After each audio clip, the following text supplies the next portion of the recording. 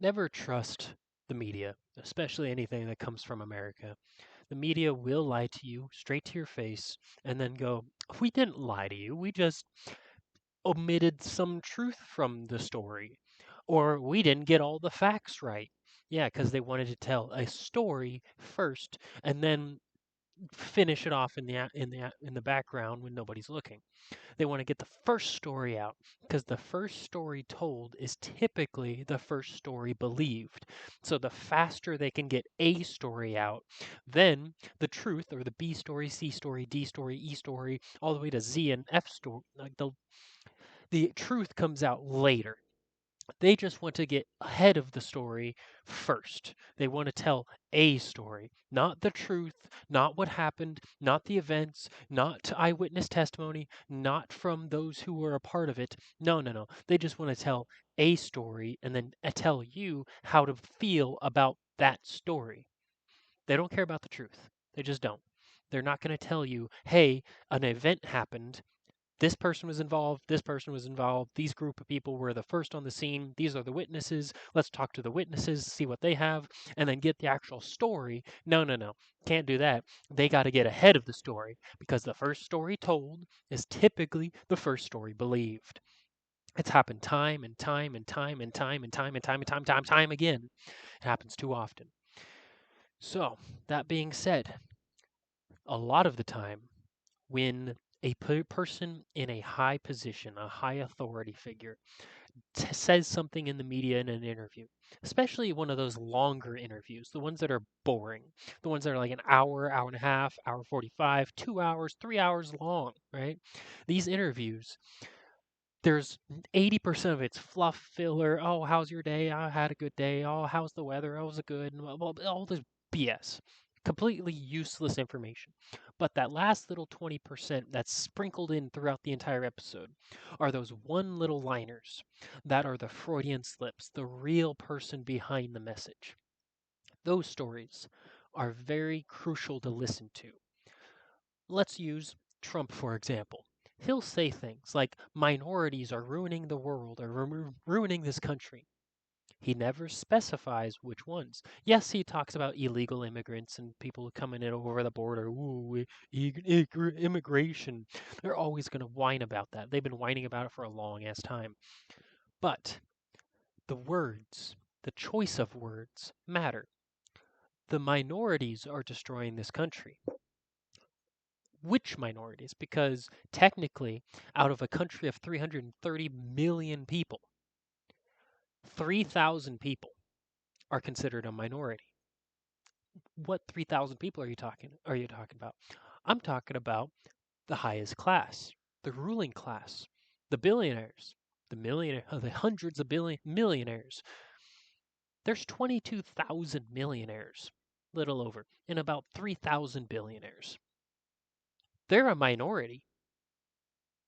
So, is he telling on himself? The minority is destroying this country. Well, last time I checked, it wasn't the illegal immigrant who was destroying the country.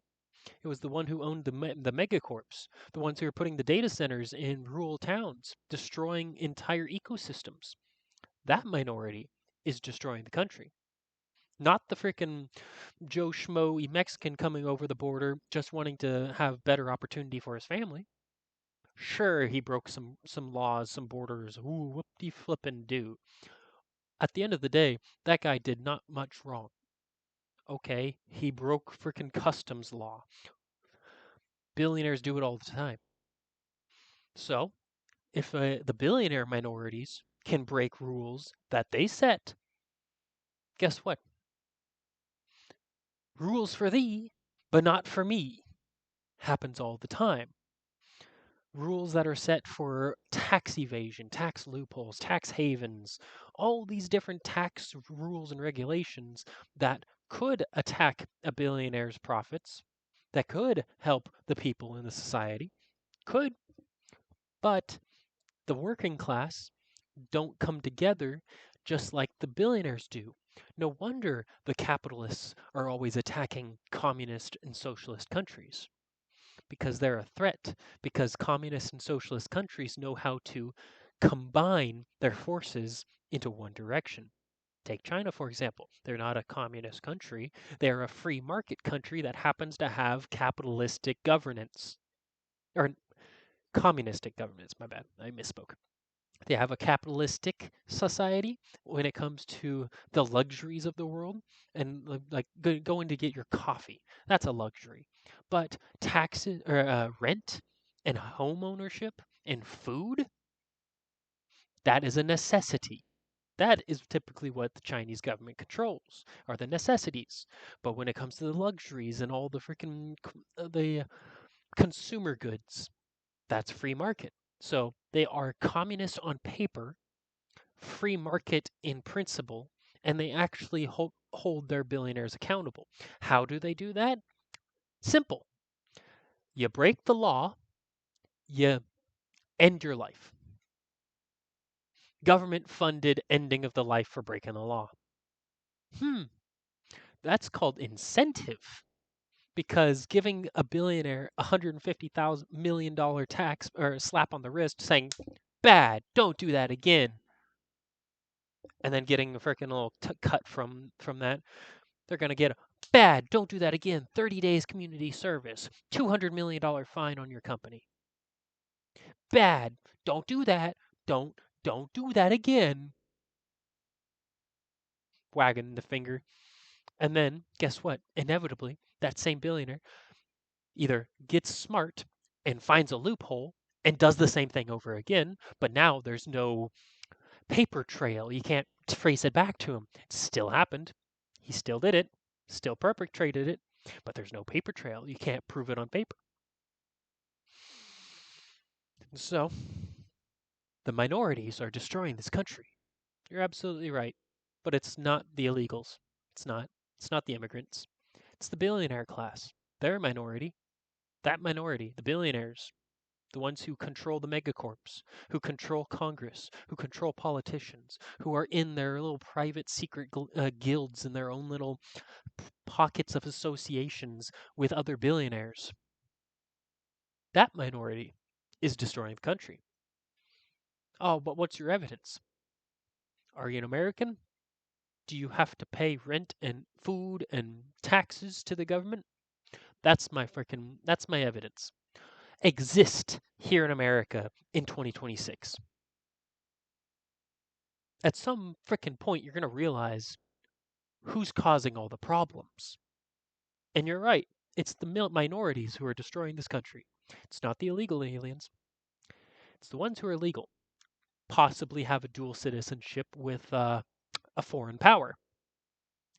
Israel. Maybe. Maybe. So, are the minorities destroying this country? Absolutely. But which ones? It's the billionaires. It's the ones who have the power, the ones who have the ability to manipulate markets, the ones who have the ability to manipulate Congress and tax and legislation for their benefit. That's the ones who are destroying the country. Not the illegal who has a field job, who's doing his thing, helping support his family, trying to survive, trying to get food in his stomach, trying to live to the next day. Not that guy. Maybe on paper a small percentage, but no, not generally. Not causing 300 million people to have issues. Not half of homeless people having a full-time job. Not 40% of my generation, Gen Z. We're never going to own a home. Just not. Just not going to happen. Economically, until the old people, the boomers, just go away, or the entire system is etch-a-sketched, just full on shaking the etch-a-sketch, clean slate, and start again, full on civil war revolution happening, taking over the entire government. But guess what? Our government's already taken over by a foreign power. You can figure out which one. It's the red, or not the red, it's the white and the blue flag. Not the red, white, and blue. The American stands for freedom. You have oil. We're going to steal it from you while claiming that you were attacking us. It's so dumb. History repeats itself. Oh, it doesn't repeat itself. History rhymes. Well, A chorus is repeated. Whether it rhymes or not, it's still there's a melody there. And that melody is very recognizable when you study history long enough. And you start to realize there's only one group of people that actually causes the problems. And it's the ones with a lot of commas in their bank account. It's the ones who have access to manipulating of markets in a phone call. It's the ones that can funnel money around without any paper trail back to them. It's the ones who have the ability to destroy entire competitions while claiming, oh, it's not a monopoly because there's free choice. When you own a trust and that trust has multiple beneficiaries and those beneficiaries own different companies and corporations and those corporations are all within the top 500 in the S&P, and technically they're owned by different people, but those individual people that own those companies happen to be in the same trust that is owned and operated by one individual or a board member or a group of people. Is there an illusion of choice? Because the illusion of choice starts to sound like an illusion. It's just, oh, it's freedom of choice. Is it? Is it freedom of choice when there's only 4 options to choose from and all 4 are owned by the same group of people? It's the minorities who are destroying the country. It's the billionaires. They're a minority. Technically, a minority is just some smaller group compared to the other group. And when there's 99% of the people who have less than 1% of the wealth, it's not the people. It's not that majority. It's the 0.0001% majority, the ones that have the 5 freaking commas in their freaking bank account. It's those ones. Those are the minorities that are destroying the country. It's the billionaires. How do we solve it? Go back to 1940 where we taxed them at 90%. Yeah, look up some tax code history and you'll get really revolutionary real fast. Start looking into the tax history, the tax codes, looking at the corporate history, and how every single major war in the last 100 years, all of them, every one of them, has been some excuse to go to war with another country because that country either has resources we want or that country is not trading in the United States dollar, the petrodollar, or that country does not have a Federal Reserve banking system or some form of centralized banking government. Some form of Rockefeller funded banking cartel. Look up the creature of Jekyll Island. Look up Paul Warburg, 1913. Okay, look those up, and you'll start to see the little dots in history. And after a while, you get enough dots. See, oh, correlation's not causation, is it? When you have a graph and you start to pinpoint little dots of data, and you start to realize that all those dots start to collect around a certain group of people. Correlation is causation at that point. Minorities are destroying the country. It's not the minorities that are talked about in the media. It's not them. They're just trying to live their life. It's the one group of minorities that are destroying the country. That's the ones who have access to power, who have access to manipulating stock markets, have access to politicians in their back pockets, governors of states in their back pockets, whether they're blackmailed because of the Epstein list or what, doesn't matter. They're still, their power is being influenced by a group of people. And after a while of studying history, you start making enough dots and you look at the map and you go, you're right. It's the illegal aliens. No, it's not. It's the ones with the billions. The billions and the millions and the trillions. That minority is destroying the country. I've repeated myself enough times, but hopefully you start to realize study history, learn from economic history, learn from United States history, world history, geopolitical history. You'll start to connect some dots.